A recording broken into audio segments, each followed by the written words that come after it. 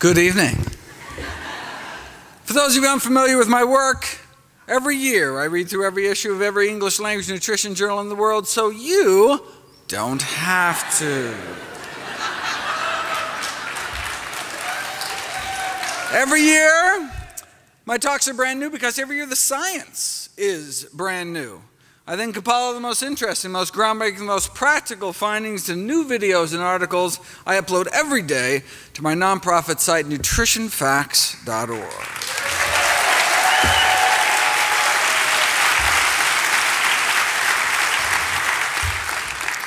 Everything on the website is free. There's no ads, no corporate sponsorship, strictly non-commercial, not selling anything. Just put it up as a public service, as a labor of love. New videos and articles every day on the latest in evidence-based nutrition.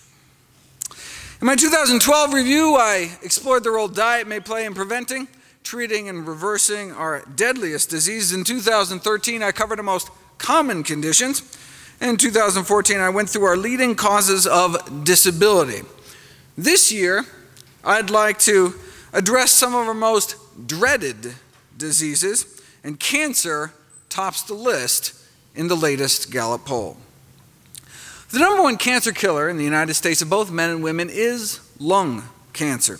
But if you look at the rates of lung cancer around the world, they vary by a factor of 10. If there's nothing we could do to prevent lung cancer, you'd assume the rates would be about the same everywhere. I mean, if it just happened kind of randomly. But since there's a huge variation in rates, you assume there's some contributing cause, and indeed we now know that smoking is responsible for 90% of lung cancer cases. So if you don't want to die of the #1 cancer killer by just not smoking, you can take 90% of your risk and throw it out the window. Colorectal cancer is our second leading cause of cancer death, and for that there's an even bigger spread around the world. So it appears colon cancer doesn't just happen, something makes it happen. Well, if our lungs can get filled with carcinogens from smoke, maybe our colons are getting filled with carcinogens from food. Why do African Americans get more colon cancer than Native Africans? Why that population? Because colon cancer is extremely rare in Native African populations, like more than 50 times lower rates than Americans, white or black.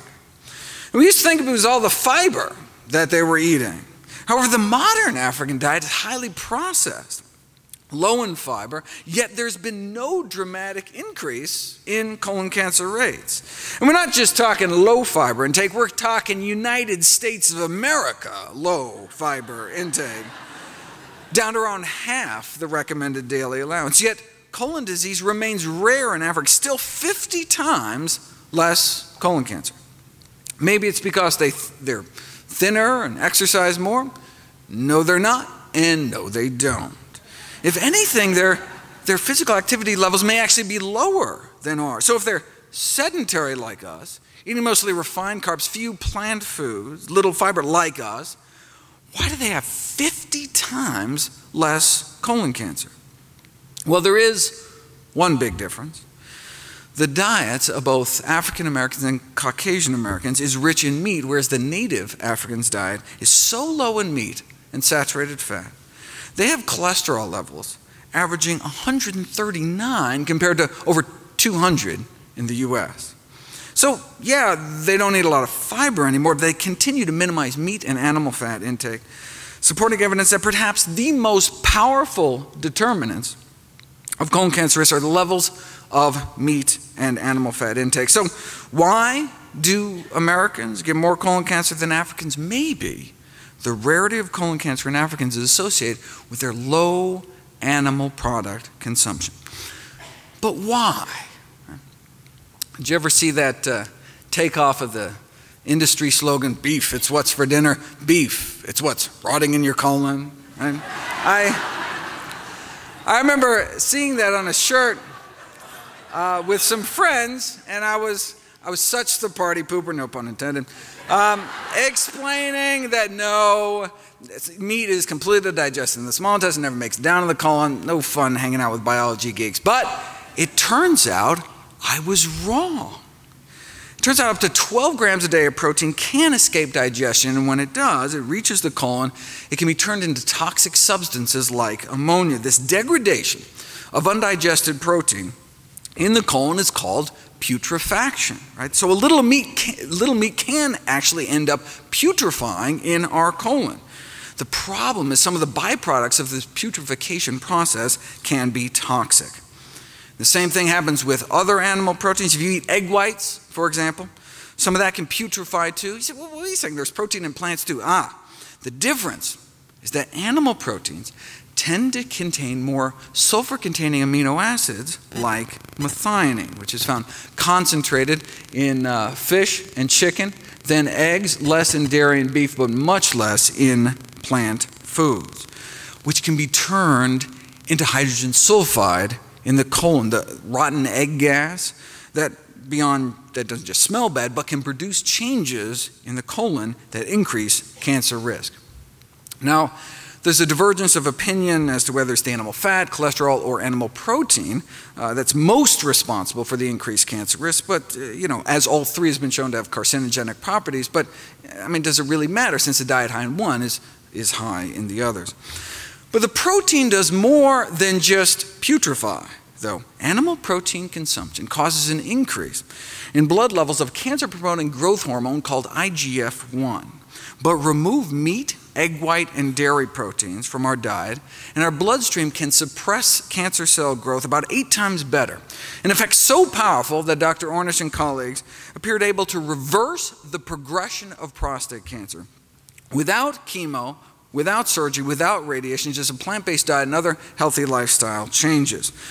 The link between animal protein and IGF-1 may help explain why those eating low-carb diets tend to die sooner. But not just any low-carb diet, specifically those based on animal sources, whereas actually vegetable-based low-carb diets were associated with a lower risk of death. Right? But meat-based low-carb diets are high in animal fat as well. So how do we know it wasn't the saturated fat and cholesterol that was killing people off? It had nothing to do with the animal protein. I mean, what we need is a study that, follows a few thousand people and their protein intakes out for 20 years or so, and just see what happens. Who gets cancer, who doesn't, who lives longer. But there'd never been a study like that until now. 6,000 men and women over age 50 across the U.S. followed for 18 years, and those under age 65 with high protein intakes had 75% increase overall mortality, 4-fold increase in dying from cancer. But not all protein, specifically animal protein, right? Which makes sense given the higher IGF-1 levels in those eating excess protein. Eating animal protein increases IGF-1 levels, which increases cancer risk. The sponsoring university sent out a press release with a memorable opening line. That chicken wing you're eating could be as deadly as a cigarette.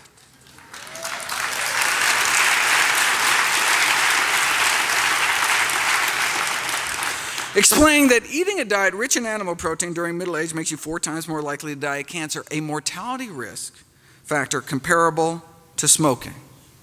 Look, almost everyone's going to have a cancer cell or a precancerous cell in them at some point. The question is, does it progress? And that may depend on what we eat.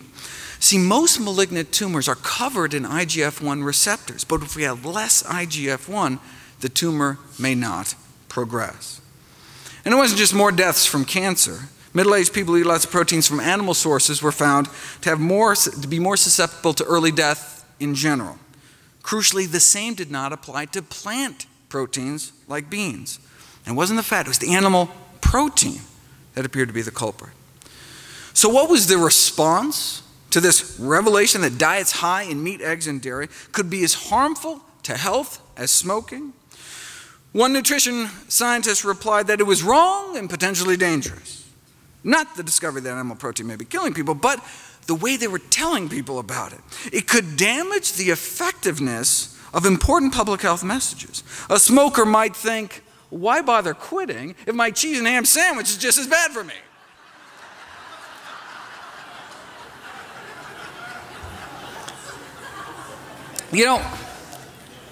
That reminds me of a famous Philip Morris cigarette ad that tried to downplay the risks by saying that you think secondhand smoke is bad, increasing the risk of lung cancer 19%, drinking 1 to 2 glasses of milk every day may be 3 times as bad, 62% increase lung cancer risk, or doubling the risk frequently cooking with oil, or tripling your risk of heart disease eating non-vegetarian, or multiplying your risk 6-fold eating lots of meat and dairy.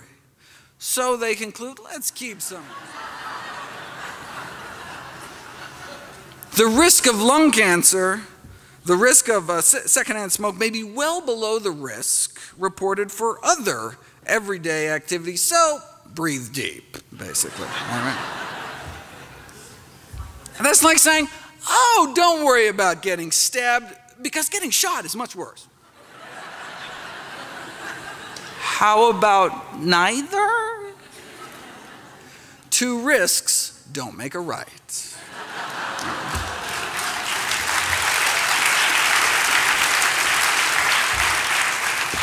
Though you'll note when Philip Morris bought Kraft, they stopped throwing dairy under the bus. So, the heme in the ham may also play a role. Heme iron is the form of iron found in blood and muscle and may promote cancer by catalyzing the formation of carcinogenic compounds. Cancer has been described as a ferrotoxic disease, a disease in part of iron toxicity. Iron is a double-edged sword. Iron deficiency causes anemia, but excessive iron may increase cancer risk by acting as a pro-oxidant, generating free radicals that may play a role in a number of dreaded diseases like stroke. But look, only the heme iron, the blood and muscle iron, right? Not the non-heme iron that predominates in plants. Same with heart disease, only the heme iron. Same with diabetes, only the heme iron. And same with cancer. In fact, you can actually tell how much meat someone is eating by looking at their tumors. To characterize the mechanisms underlying meat-related lung cancer development, they asked lung cancer patients how much meat they were eating and examined the gene expression patterns in their tumors and identified a signature pattern of heme-related gene expression. Though they just looked at lung cancer, they expect these meat-related gene expressions changes to occur in other cancers as well. The safest form of iron, then, is non-heme iron, found naturally in abundance in whole grains, beans, split peas, chickpeas, and lentils, dried fruit, nuts, and seeds. How much money can be made on beans, though? So the food industry came up with blood-based crisp bread made out of rye and concentrated sources of heme iron, about 2/3 more than chicken blood, though. If blood-based crackers don't sound appetizing, they do have cow blood cookies or blood-filled biscuits. The filling does end up dark-colored, chocolate-flavored paste with a very pleasant taste. Dark color because spray-dried pig's blood can have a darkening effect on a food product's color, but the worry is not the color or the taste, it's the heme iron, which because of the potential cancer risk is not considered safe to add to foods for the general population. This reminds me of nitrosamines, a class of potent carcinogens found in cigarette smoke. They are considered so toxic that carcinogens of this strength in any other consumer product destined for human consumption would be banned immediately. And if that were the case, they would have to ban meat. One hot dog has many nitrosamines and nitrosamines as 5 cigarettes. And these carcinogens are also found in fresh, unprocessed meat as well, beef, chicken, pork. But practice meatless Mondays and you can wake up Tuesday morning with nearly all these carcinogens washed out of your system. So toxic, nitrosamines should be banned immediately, but are still allowed for sale in cigarettes and meat because the carcinogens are found there naturally, right? It'd be illegal to add them, but hey, if they're found there, right? Just like the heme iron, not safe enough to expose the general population to, but allowed for sale at the deli counter. The irony is that the iron and the protein are what the industry boasts about, right? Those are supposed to be the redeeming qualities of meat, right? Protein and iron. but sourced from animal foods may do more harm than good. And that's not to mention all the other stuff, like the saturated fat and industrial pollutants and hormones that may play a role in our third leading cancer killer, breast cancer. Steroid hormones are unavoidable in food of animal origin, but cow milk may be of particular concern. The hormones naturally found in even organic cow's milk may have played a role in the studies that found that a relationship between milk and dairy products with human illnesses, not just like teenagers' acne, but prostate, breast, ovarian, and uterine cancers, many chronic diseases plaguing the Western world, as well as male reproductive disorders, from an increased risk of early puberty all the way to endometrial cancer in older women. But hormonal levels in food could be particularly dangerous in the case of vulnerable populations such as young children and pregnant women, in which even a small hormonal intake could mean a large change in metabolism. Look, dairy milk evolved to put a few 100 pounds onto a calf, right? But the consequences of a lifetime of human exposure to growth hormones in milk has not been well studied. Look, we know milk consumption increases IGF-1, which is linked to cancer, and we're milking cows while they're pregnant, leading to particularly high levels of hormones. Although dairy products are an important source of hormones, other products of animal origin must be considered as well. This could explain why women can cut their breast cancer risk more than half by not just being normal weight and limiting alcohol, but also eating mostly foods of plant origin. Now, to help differentiate the effects of diet from other behaviors like smoking, drinking on overall cancer incidence, Adventists were compared to Baptists. Now, both discourage alcohol and tobacco, but Adventists go further, encouraging reduction of meat.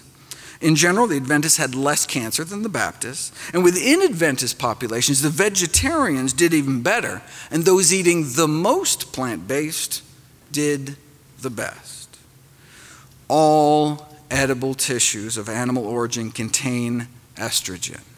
This may explain why women avoiding all animal products have a twinning rate, which is 1/5 that of vegetarians and omnivores. It appears vegan women have 5 times fewer twins, presumed to be because they're not exposed to all these hormones in the diet. Now, why is that a good thing? Because twin pregnancies can unfortunately be risky pregnancies for both mom and the babies, which may be 10 times more likely to die at birth. To avoid these complications, women attempting conception may want to consider avoiding milk and dairy products.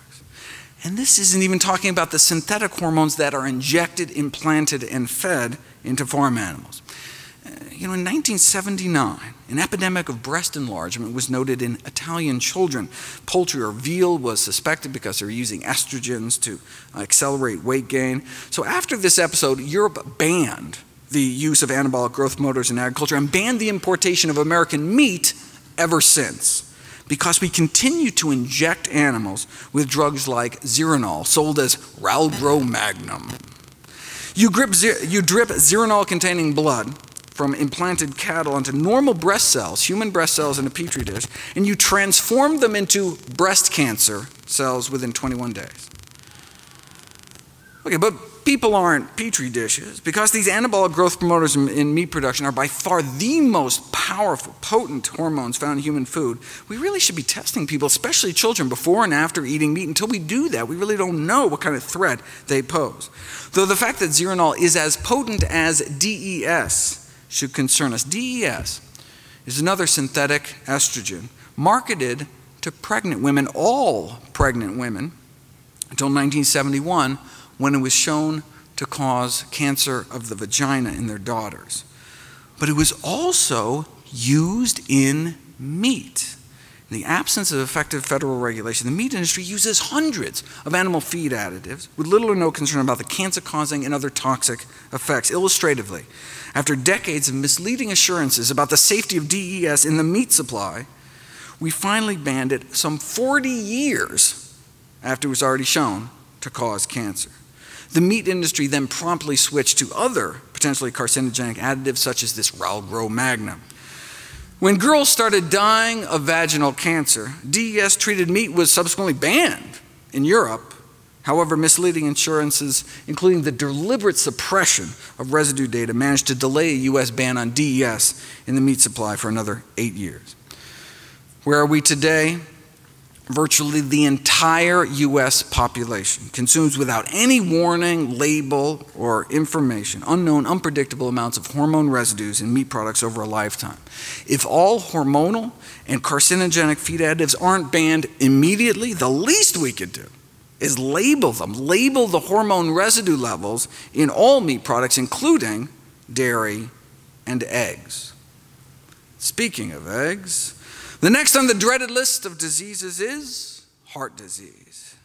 Eggs are the #1 source of choline, which can be converted by gut bacteria into a toxin that increases the risk of stroke, heart attack, and death. Eggs are also the #1 source of cholesterol.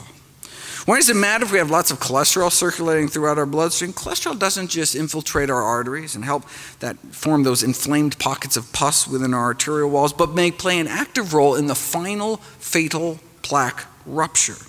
Cholesterol crystals may actually pop our plaque. If you look at ruptured plaques from autopsies, they're filled with cholesterol crystals protruding from the plaque. Cholesterol in the plaque may get so supersaturated that it reaches a point like it crystallizes like rock candy.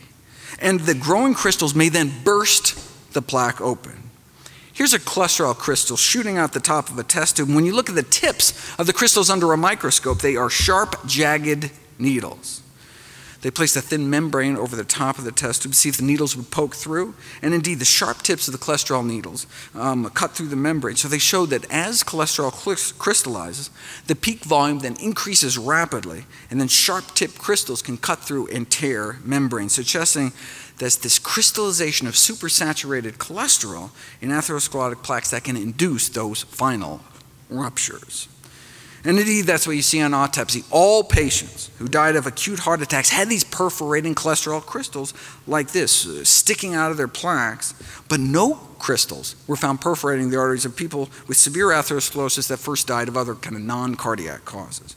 This can explain why dramatically lowering cholesterol levels with diet and drugs if necessary can reduce the risk of fatal heart attack by pulling cholesterol out of the artery wall, decreasing the risk of crystallizing these cholesterol needles that can then pop the plaques in our arteries.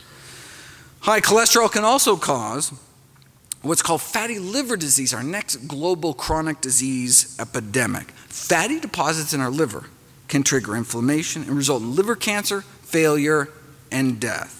And again, it may be these crystals, cholesterol crystals, triggering the progression of fatty liver into serious hepatitis.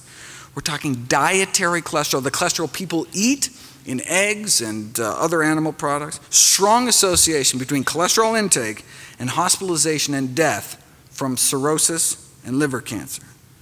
And beyond just the crystals, dietary cholesterol may oxidize and directly cause toxic and carcinogenic effects.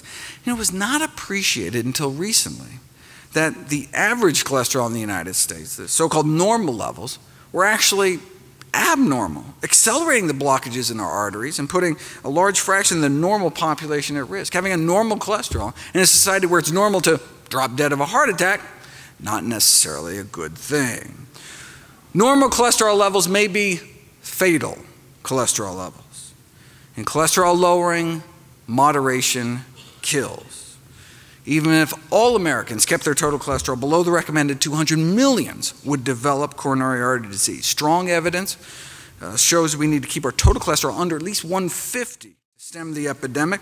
What kind of evidence? Well, in many cultures, coronary disease is practically unheard of when total serum cholesterol under 150. Here in the US, famous Framingham heart study, few under 150 develop heart disease and none died from it. We cannot continue to have these public and private organizations at the forefront of health leadership recommending to the public a dietary plan that guarantees that millions will perish of the very disease that the guidelines are supposed to prevent. The reason given by health authorities to not tell people the truth, for not advocating what the science shows is best, was that it might frustrate the public, who may have difficulty getting their cholesterol levels that low. Right? But the public's greatest frustration might come from not being informed of the optimal diet for health.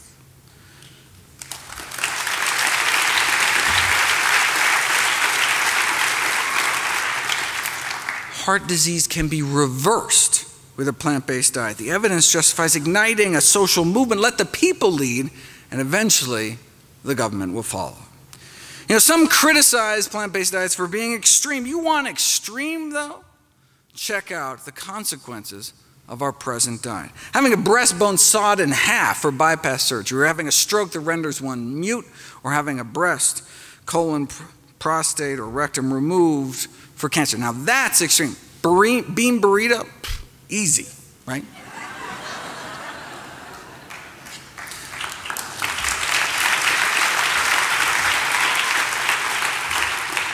Instead of just bypassing the problem, literally, you can treat the cause. Arrest and reverse heart disease, our #1 killer, with a whole food, plant-based diet.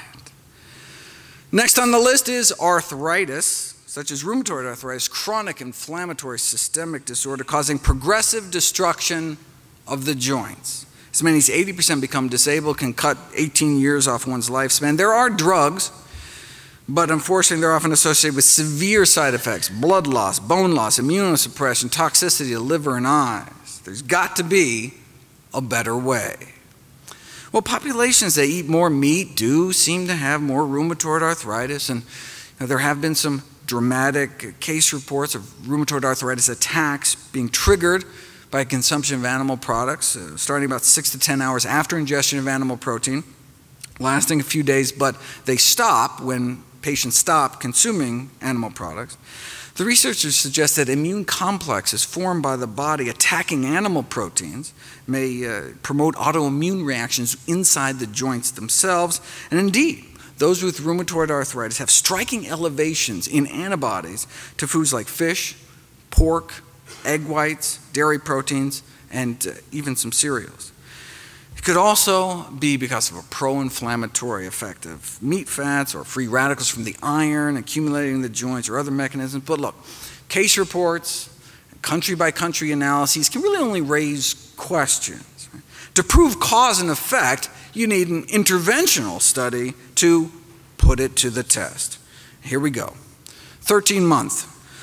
Long randomized controlled trial, plant-based diets for rheumatoid arthritis. Patients put on a vegan diet for 3.5 months and then switched to an egg-free vegetarian diet for the remainder. Compared to the control group that didn't change their diet, the plant-based group significant improvement in morning stiffness within the first month, cutting the number of hours they suffered from joint stiffness in half, a drop in pain, a drop in disability.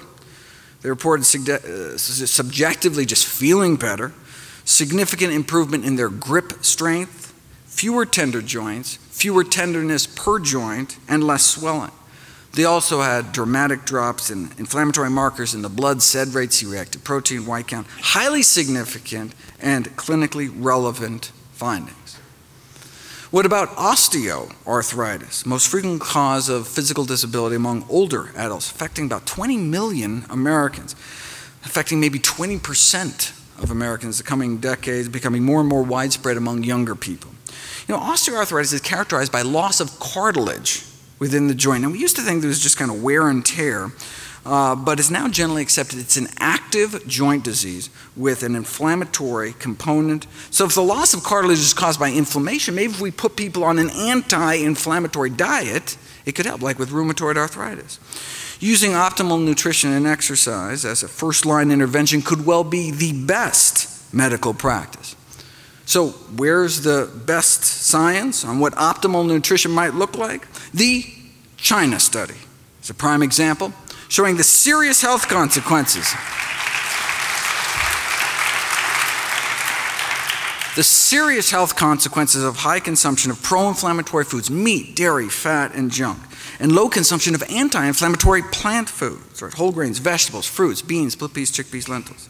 The unnatural Western diet contributes to this low-grade systemic inflammation, oxidative stress, tissue damage, irritation, placing the immune system in this kind of overactive state which can be kind of a common denominator for these conditions like arthritis. Next on the list is stroke and high blood pressure. We go together because high blood pressure, #1 risk factor for stroke. The PREDIMED study found that a Mediterranean diet with nuts could cut stroke risk nearly in half, though they were still having strokes, right? Half as many strokes, but it was still a stroke-promoting diet, and heart attack promoting as well. So that's what Dr. Ornish noted when he wrote in, no significant reduction in the rates of heart attack, death from cardiovascular disease, death from any cause, just that stroke benefit. But hey, I mean, that's something. I mean, Mediterranean diet is certainly better than what most people are consuming, but even better, maybe a diet surrounding whole plant food shown to actually reverse heart disease, not contribute to it. That may be true, the authors of the study reported, but the major problem with Ornish's diet is, it just doesn't taste good, so hardly anyone sticks to it. But it's not true. Ornish got extraordinary adherence in his studies, with no difference in any of the acceptability measures, same enjoyment compared to their regular diet. They even had success in barbecue country, rural North Carolina. See, stricter diets may meet greater acceptance among patients than more modest diets because they may work better. Greater adherence means greater disease reversal. But you don't have to be facing certain death. Even those young and healthy, no health problems, had no problem sticking to a plant-based diet. In fact, it worked a little too well. This is a crossover study where they asked people to eat a plant-based diet for a few months and then go back to their original diet to note the contrast, right? But people felt so good eating healthy that some of them refused to go back to their regular diet, which kind of, it actually messes up the study.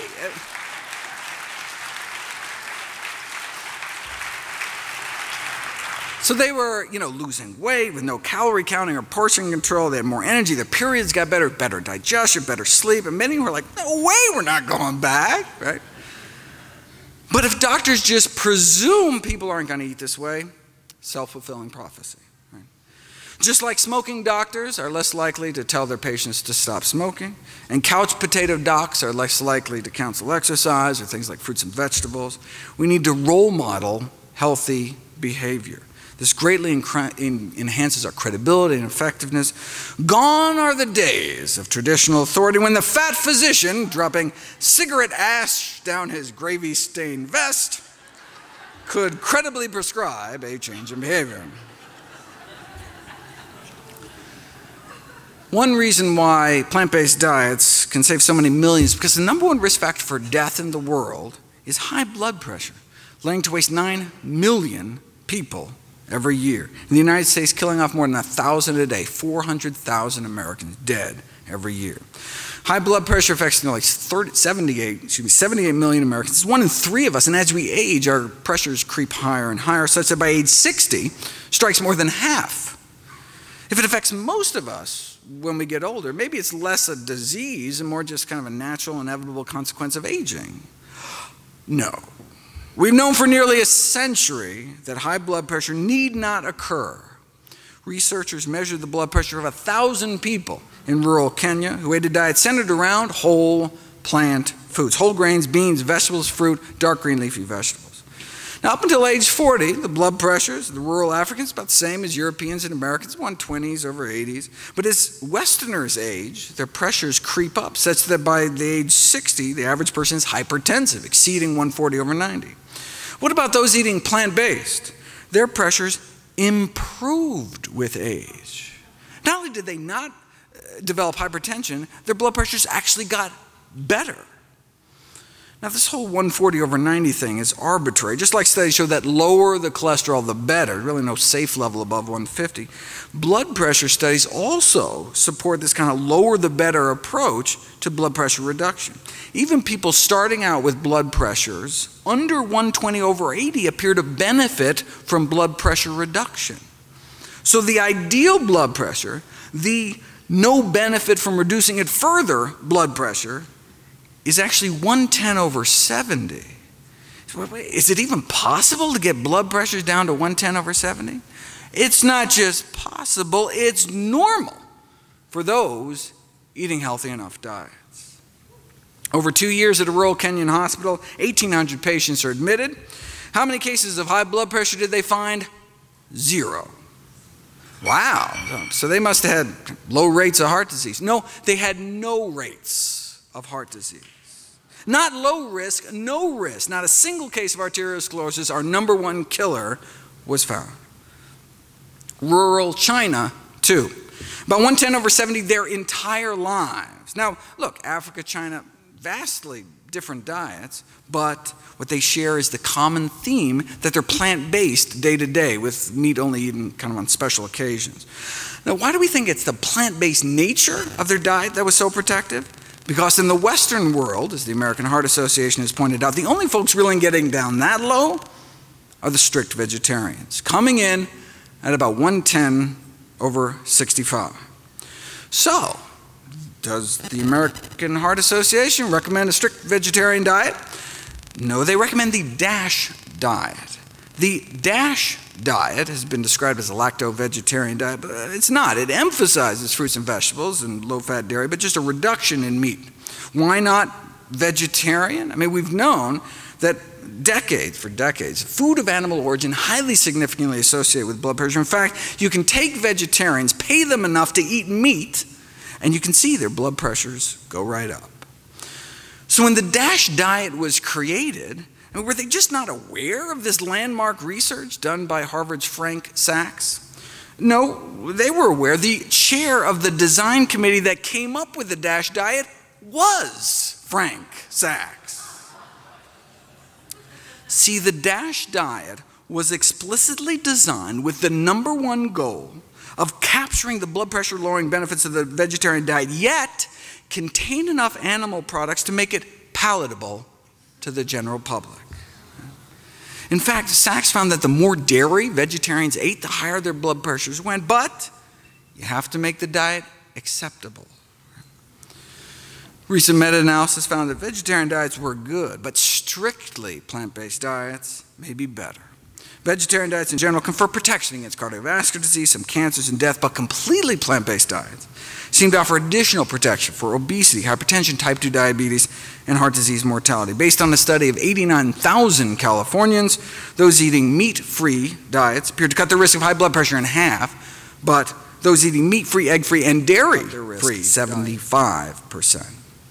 Now, if, however, you're eating a whole food plant-based diet and still not hitting 110/70, there are a few plants recently found that may offer additional protection. Randomized placebo-controlled study found that a cup of hibiscus tea with each meal significantly lowers blood pressure. In fact, tested head-to-head against a leading blood pressure drug called captopril, 2 cups of hibiscus tea every morning, as effective as the drug.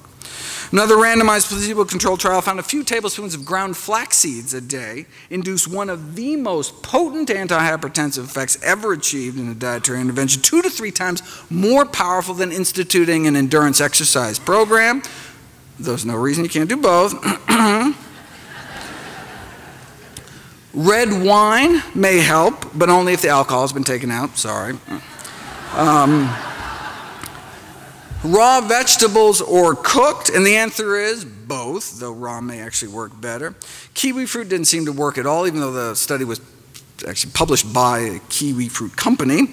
Maybe they should have taken direction from the California Raisin Marketing Board, which came out with this study showing that raisins can reduce blood pressure, but only apparently compared to fudge cookie, Cheez-Its, and Chips Ahoy. They know, like, the big pharma trick of choosing the right control group. Next on the dreaded list is diabetes and vision loss, which go together since diabetes is the leading cause of preventable middle-aged blindness. Even with intensive diabetes treatment, at least 3 injections of insulin a day, or these implantable insulin pumps, the best we can offer is usually just a slowing down of the progression of your disease. We can slow down your blindness with modern medicine. But a half-century ago, Kempner at Duke proved you could reverse it with an ultra-strict plant-based diet, mostly rice and fruit. 44 consecutive patients with diabetic retinopathy, 30% of their cases, their eyes improved from like this to that. That's not supposed to happen. Diabetic retinopathy was considered a sign of irreversible damage. What does this mean in real life? Unable to even read headlines to normal vision. How do we treat diabetic retinopathy these days? With steroids and other drugs injected straight into the eyeball. And if that doesn't work, there's always pan-retinal laser photocoagulation, in which laser burns are placed over nearly the entire retina. Surgeons literally burn out the back of your eyeball. Now, why would they do that? Well, one theory is that if you kill off most of the retina, the little remaining piece you have will get more of the blood flow. Now, when I see this, along with Kempner's work, I can't help but feeling like history's been reversed. Like, yeah, can you believe 50 years ago we had that barbaric burn out your socket surgery, but now, thankfully, we know that through dietary interventions alone, we can sometimes reverse the blindness, right? But instead of learning, medicine seems to have forgotten. The most efficient way to avoid diabetic complications is to simply eliminate the diabetes in the first place, which is often feasible with a healthy enough diet. Plant-based diet beat out the conventional American Diabetes Association diet in a head-to-head randomized controlled clinical trial without restricting portions, no calorie or carb counting. A review of all such studies found that those following plant-based diets experienced better improvements compared to those diets that include animal products. But this is nothing new. The successful treatment of type 2 diabetes with a plant-based diet was demonstrated back in the 1930s, showing that a diet centered around vegetables, fruits, whole grains, and beans, more effective in controlling diabetes than any other diet. Randomized controlled trial. After 5 years, no big change in the control group, but the plant-based group, insulin needs were cut in half, and a quarter ended up off of insulin altogether. Now, this was a low-calorie diet, though, so maybe their diabetes just got better because they lost weight. To tease that out, what we would need is a study where they switch people to a healthy diet but force them to eat so much food that they'd actually maintain their weight. Then we could see if a plant-based diet had benefits independent of all the weight loss. We'd have to wait another 44 years, but here it is. Subjects were weighed every day and they started losing weight. They were made to eat more food. In fact, so much food, some of the participants had trouble eating but eventually they adapted, and so no significant alterations in body weight despite restricting meat, dairy, eggs, and junk. Okay, so with zero weight loss, did plant-based diets still help? Here's the before and after insulin requirements of the 20 people that put on the diet. So the number of units of insulin they had to inject themselves before and after going plant-based. Overall insulin requirements were cut about 60%, and half were able to get off insulin altogether, despite no change in weight. Now, how many years did this take? Was it 5 years like the other study? No, 16 days.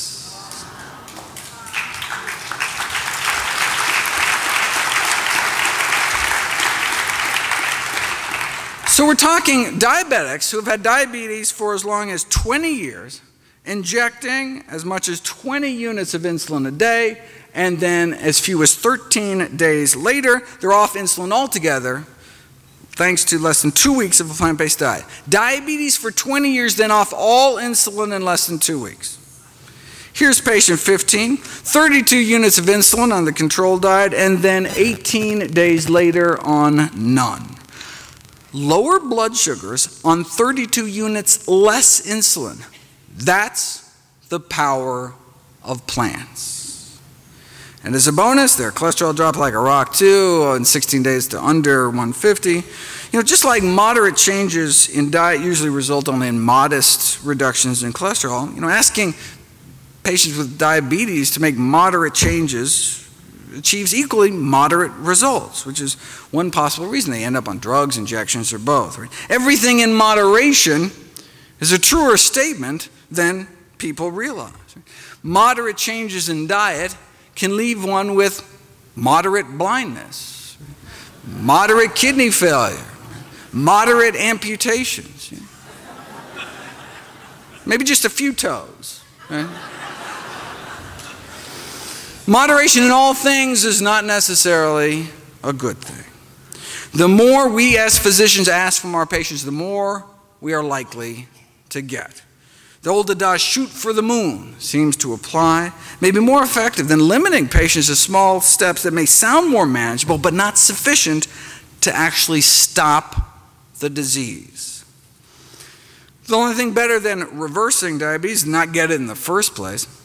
You know, that study that purported to show that diets high in meat, eggs, and dairy could be as harmful to health as smoking supposedly suggested that people under 65 who eat lots of animal protein 4 times as likely to die from cancer or diabetes. But if you look at the actual study, you'll see that's not true.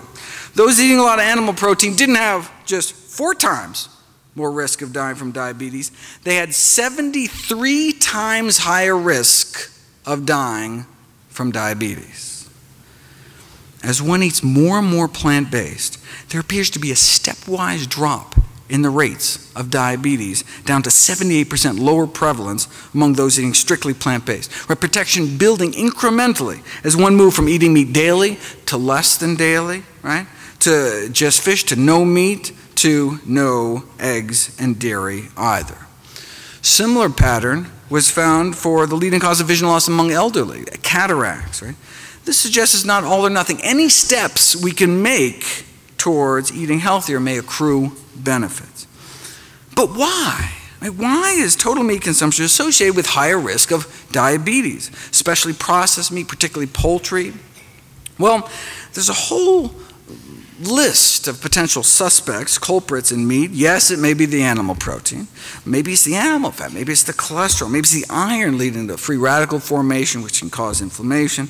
Advanced glycation end products are another problem. They promote oxidative stress and inflammation, and food analyses show the highest levels of these so-called glycotoxins are found in meat. Here are the 15 most contaminated foods found with glycotoxin contamination. Chicken, pork, chicken, beef, chicken, beef, chicken, turkey, chicken, fish, beef, and McNuggets. I don't know if you can actually call that chicken, but all right. Though other foods from animal sources can also harbor these pro-oxidant chemicals. Now in this study, they fed diabetics foods packed with glycotoxins, chicken, fish, eggs, and their inflammatory markers shot up, like tumor necrosis factor, C-reactive protein. Thus in diabetics, these dietary AGEs can promote inflammatory mediators leading to tissue injury. The good news is that restricting these kinds of foods may suppress the inflammatory effects of these glycotoxins, may be kind of the missing link between increased consumption of animal fat and meat and the subsequent development of type 2 diabetes in the first place, as well as Alzheimer's disease, the final disease on our dreaded list. Dietary AGEs appear to be important risk factors for Alzheimer's disease as well. If you measure the urine levels of glycotoxins flowing through the bodies of older adults, those with the highest levels went on to suffer the greatest cognitive decline over the subsequent 9 years, as well as the greatest brain shrinkage, it's called cerebral atrophy, all helping to explain why those who eat the most meat may have triple the risk of getting dementia compared to long-time vegetarians. The bottom line is that the same diet that may help prevent the other dreaded diseases, cancer, heart attacks, arthritis, stroke, high blood pressure, diabetes, vision loss, may also help prevent brain loss and Alzheimer's as well. You know, one disease is not on the list is ALS, or Lou Gehrig's disease, which strikes healthy middle-aged people seemingly at random, holds little hope for treatment and survival. Although mental capacities stay intact, ALS paralyzes people, and most patients die within 3 years when they can no longer breathe or swallow. At any given time, 30,000 Americans are fighting for their lives. We each have about 1 in 400 chance of getting this disease in our lifetime, and it appears to be on the rise around the world. What causes it?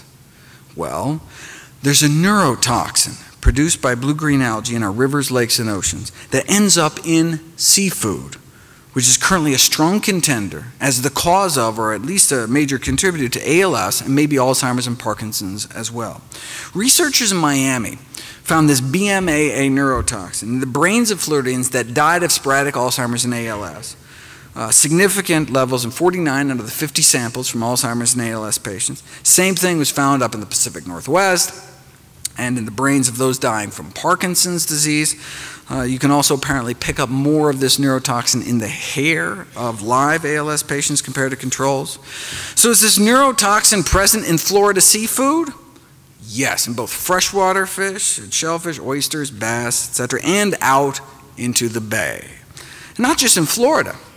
On up the eastern the seaboard, out in the Midwest. So this could explain ALS clusters around lakes in New Hampshire, or fish in Wisconsin, or blue crabs from the Chesapeake around where I live, or seafood eaters in France, or in the Finland's Lakeland district, or around the Baltic Sea, building up particularly in fish, mussels, and oysters. There is a general consensus that these harmful algal blooms are increasing worldwide, thanks in part to industrialized agriculture, which may increase the exposure to this neurotoxin, leading to possible increased risk of neurodegenerative diseases. With substantial and ever-growing evidence that this neurotoxin does play a role in the onset and progression of neurodegenerative diseases, the most important question is, what mode activity does BMAA exert? No, it's not. The most important question is, how do we reduce our exposure? We know the presence of this neurotoxin in aquatic food chains could be a significant human health hazard, so until more is known, it may be prudent to reduce our risk by limiting exposure to BMAA in the human diet. Now, there are neurotoxins in the dairy supply too, which may explain the link between milk consumption and Parkinson's. High levels of organochlorine pesticide residues are found in milk and the brains of Parkinson's patients. And other pollutants like tetrahydride, so quinoline, which is actually what scientists use to try to induce the disease in primates found in the milk supply, particularly cheese. So maybe the dairy industry should do these toxin screenings of milk. Good luck with that. You could always just not drink the stuff, but then what about your bones? That's a marketing ploy. If you look at the science, milk does not appear to protect against hip fracture risk, whether drinking during the adult years or drinking during one's teen years. If anything, milk consumption was associated with a borderline increase in fracture risk in men. This suggests a partial explanation for the long-standing enigma that hip fracture rates are highest in populations with the greatest milk consumption. This enigma irked a Swedish research team puzzled by studies again and again had shown a tendency for higher risk of fracture with higher milk consumption. Well, there is a rare birth defect called galactosemia, where babies are born without the enzyme needed to detoxify the galactose in milk.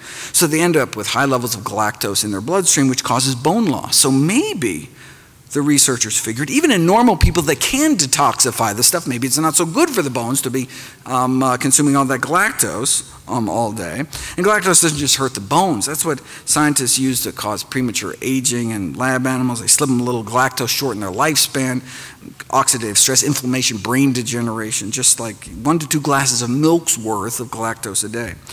Well, we're not rats though, but given the high amount of galactose in milk, recommendations to increase milk intake for the prevention of fracture could be a conceivable contradiction. So they decided to put it to the test, looking at milk intake and mortality as well as fracture risk to test the theory. 100,000 men and women followed for up to 20 years, and milk drinking women had higher rates of death, more heart disease, significantly more cancer for each daily glass of milk. 3 glasses a day was associated with nearly twice the risk of death. They also had significantly more bone and hip fractures too. More milk, more fractures. Milk drinking men also had higher rates of death. For some reason, you never see any of this in any of the milk ads. I don't know. Okay, so where does this leave us? What are the common threads? If you look at 4 of the major dietary quality scoring systems, which have all been associated with extending lifespan, less heart disease, less cancer, they all share only 4 things in common. What are those 4 things? More fruit, more vegetables, more whole grains, more nuts and beans. They're all built around a common core of diets rich in plant foods. We're of the opposite food patterns, Western diet, higher risk. So we need to optimize the food environment to support whole grains, vegetables, fruit, and plant-based sources of protein. Taking the diet quality indexes to the logical conclusion, the most plant-based diet comes out the most healthy diet.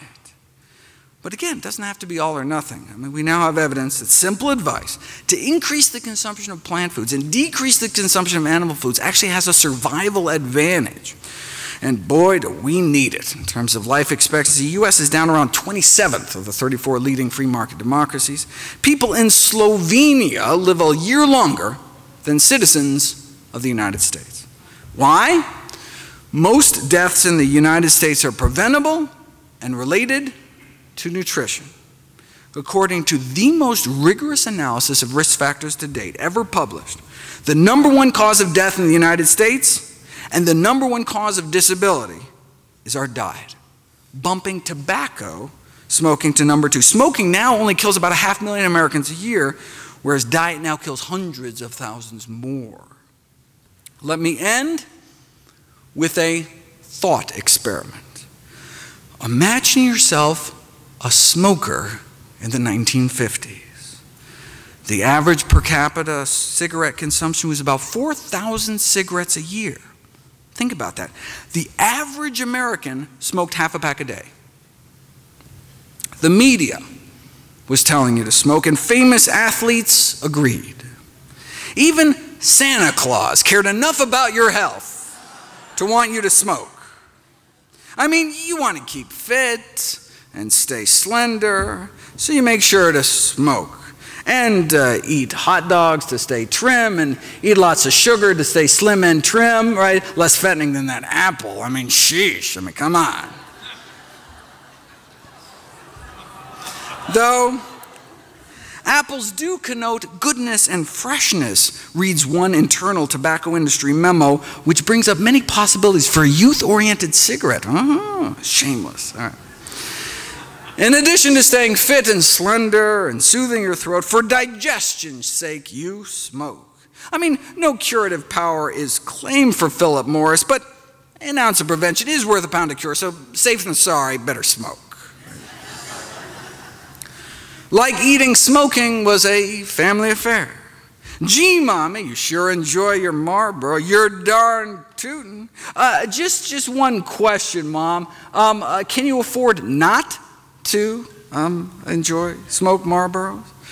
Your kids were giving you cigarettes in the 50s. Even your dog was giving you cigarettes. Blow in her face and she'll follow you anywhere.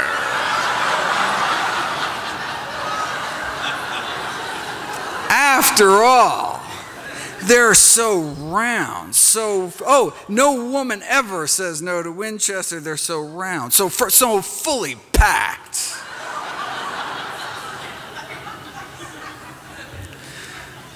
After all, John Wayne smoked them until he got lung cancer and died.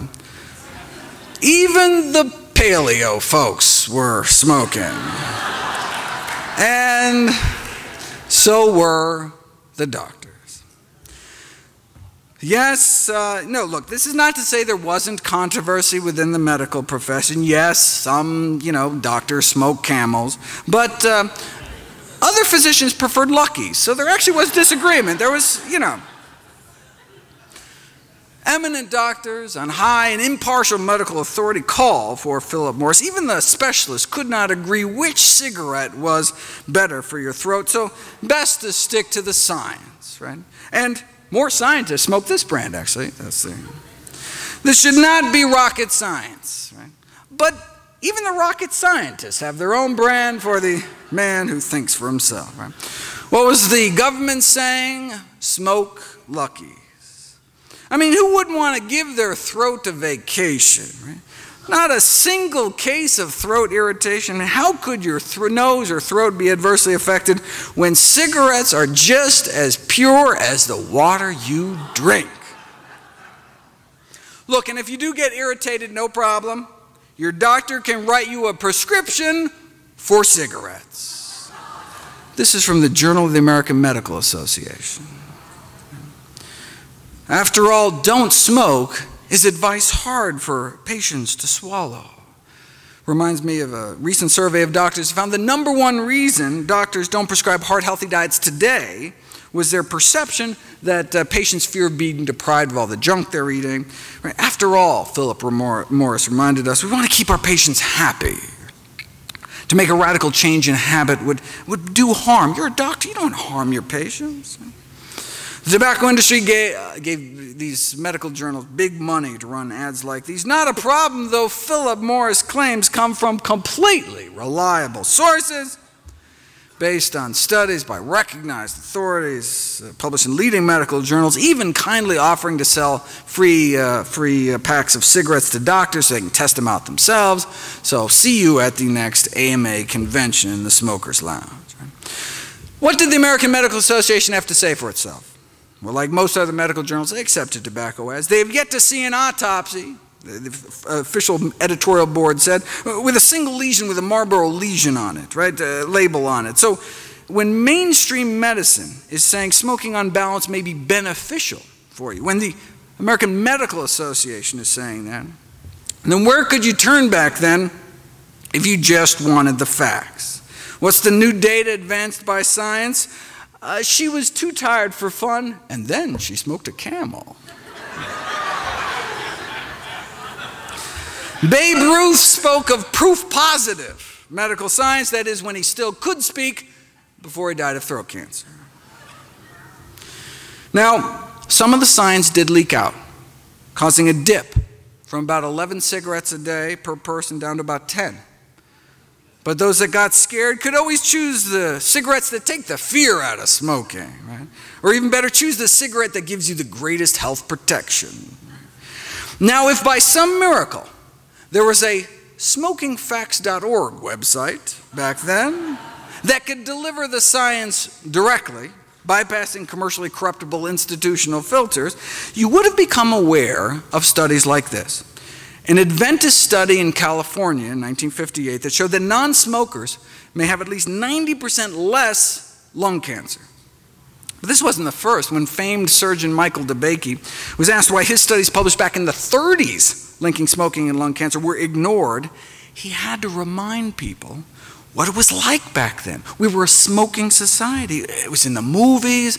Medical meetings were one big haze. It's like debates over cigarettes and lung cancer in Congress taking place in smoke-filled rooms, right? It makes me wonder what they serve at the Dietary Guidelines Committee breakfast buffets to this day, right? A famous statistician by the name of Ronald Fisher railed against what he called propaganda to convince the public that cigarette smoking was dangerous. He made invaluable contributions to the field, but his analysis of lung cancer and smoking was flawed by an unwillingness to examine the entire body of data available.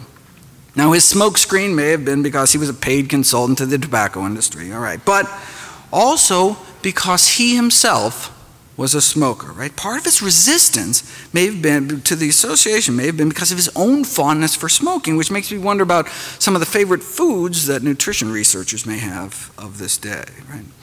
You know, it always strikes me as ironic that when vegetarian researchers come out forward and list their diet as a potential conflict of interest, whereas not once in the 70,000 articles on meat in the medical literature have I ever seen a researcher disclose their non-vegetarian habits, right? Because it's normal, just like smoking was normal. So back to our thought experiment. If you're a smoker in the 50s in the know, what do you do? With access to the science, you realize that the best available balance of evidence suggests that your smoking habit is not good for you, right? So, do you change your smoking habits or do you wait? If you wait until your physician tells you between puffs to quit, you may have cancer by then. If you wait until the powers that be officially recognize it, like the Surgeon General did in the subsequent decade, you could be dead by then. It took 25 years for the Surgeon General report to come out. It took more than 7,000 studies and the deaths of countless smokers before the first Surgeon General report against smoking was finally released in the 1960s. You'd think maybe after the first, maybe 6,000 studies, it would maybe give people a little heads up or something. Powerful industry. One wonders how many people are currently suffering needlessly from dietary diseases. Maybe we should have stopped smoking after the 700th study like this. With so much money and personal habit at stake, well, there's always going to be dissenters. But given the seriousness of the disease, the sum total of evidence, we shouldn't wait to put preventive measures in place. As a smoker in the 50s, on one hand, you had all of society, the government, the medical profession itself telling you to smoke. And on the other hand, the science, if you were lucky to know about studies like this. Right? Now fast forward 55 years. You know, there's a new Adventist study out of California warning Americans about the risks of something else they may be putting into their mouth. It's not just that one study, right? According to the latest review, the total sum of evidence suggests that mortality from all causes put together, many of the dreaded diseases, ischemic heart disease, cerebrovascular diseases like stroke, significantly lower in those eating meat-free diets, in addition to less cancer and diabetes. So instead of going along with America's smoking habits in the 50s, imagine you or someone you know going along with America's eating habits today. What do? With access to the science, you realize that the best available balance of evidence suggests that your eating habits are probably not good for you. If you wait until your physician, between bites, tells you to change your diet, it could be too late. Right? In fact, even after the Surgeon General's report, the medical community still dragged their feet. The AMA actually went on record withholding support from the Surgeon General report. They didn't endorse it. Could it have been because they had just received $10 million from the tobacco industry? Okay, so look, we know why the AMA have been sucking up to the tobacco industry, but why weren't individual doctors speaking out? Well, there were a few gallant souls ahead of their time, just as there are today, standing up against industries killing millions, but why not more? Maybe it's because the majority of physicians themselves smoke cigarettes, just like the majority of physicians today eat foods that contribute to our epidemic of dietary disease. What was the AMA's rallying cry back then? Everything in moderation. Sound familiar? Extensive scientific studies prove smoking in moderation. Okay. Today, the food industry used the same tobacco industry tactics, supplying misinformation, twisting the science. The same scientists for hire paid to downplay the risks of secondhand smoke and chemicals are the same hired by the National Confectioners Association to downplay the risks of candy, and the same hired by the meat industry to downplay the risks of meat. Consumption of animal products and processed foods cause at least 14 million deaths around the world every year. 14 million deaths. 14 million people dead every year. This is not a failure of individual willpower, says the Director General of the World Health Organization. This is a failure of political will to take on big business, which is a formidable opposition. Food governments are willing to prioritize health over big business. As we learned from the experience with the tobacco industry, a powerful corporation can sell the public just about anything. If there's one thing we learned from the tobacco experience, wrote one district judge, it's how powerful profits can be a motivator, even at the cost of millions of lives and unspeakable suffering. It may have taken 25 years for the Surgeon General report to come out, still longer for mainstream medicine to get on board, but now there are no longer ads encouraging people to inhale to their heart's content. Now there are ads from the CDC fighting back.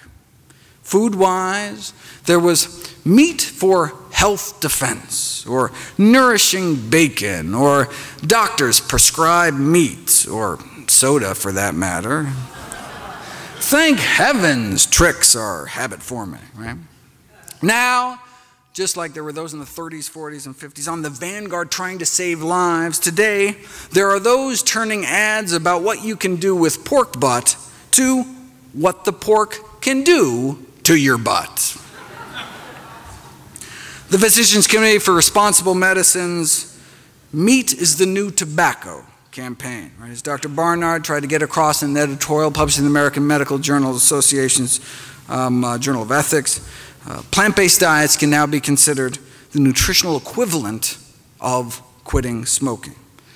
How many more people have to die, though?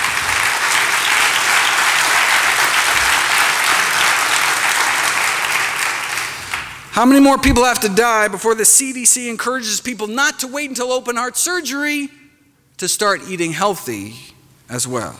How long is that going to take, though? Just like we don't have to wait until our doctors quit smoking to quit ourselves, we don't have to wait until our doctor takes a nutrition class or cleans up their own diet before changing our own eating habits. Look, it's not your doctor's fault, right? Writes a group of prominent physicians. There is a severe deficiency of nutrition education at all levels of medical training, right? We just never taught it, right? We know a whole food, plant-based diet has been proven to reverse our #1 killer, protect against type 2 diabetes and cancer. So how has this knowledge affected medical education? It hasn't. Despite the neglect of nutrition and medical education, the public considers physicians to be trusted sources. But if doctors don't know what they're talking about, they could be contributing to diet-related diseases. To stem the surging tide of chronic illness, physicians need to become part of the solution, but we don't have to wait for that to happen. No longer do patients have to be so patient. Doctors no longer hold a professional monopoly on health information. It's been a democratization of knowledge, right? And so until the system changes, we have to take responsibility for our own health and for our family's health. Right? We can't wait for society to catch up to the science because it's a matter of life and death. In 2015, Dr. Kim Williams became president of the American College of Cardiology. He was asked why he follows his own advice to eat a plant-based diet. He said, "I don't mind dying," Dr. Williams replied. "I just don't want it to be my fault." Thank you.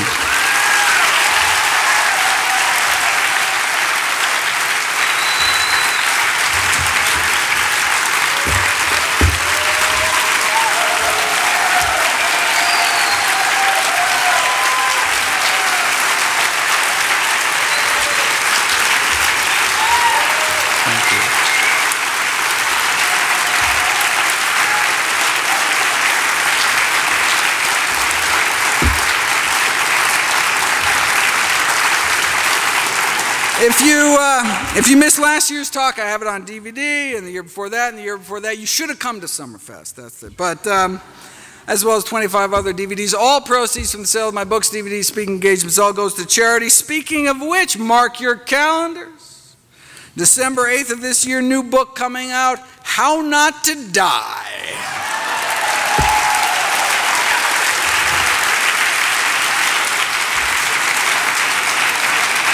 December 8th, very excited about not only a compilation of all my work with all the science, thousands of citations, but also a practical guide. I go through my kind of daily dozen checklist of all the things. I try to include my own diet, how much greens to eat, how much beans to eat, how much exercise, how much sleep. I'm working on it for over a year. Can't wait for everyone to read it. And in the meantime, all my work is available free at nutritionfacts.org. Thanks again. I want to say something. We are so fortunate to have Dr. Greger with us. I don't think there's anyone else on the planet that could do what you do. Thank you so much. And we are honored for you to debut this with us every year. Thank you so much.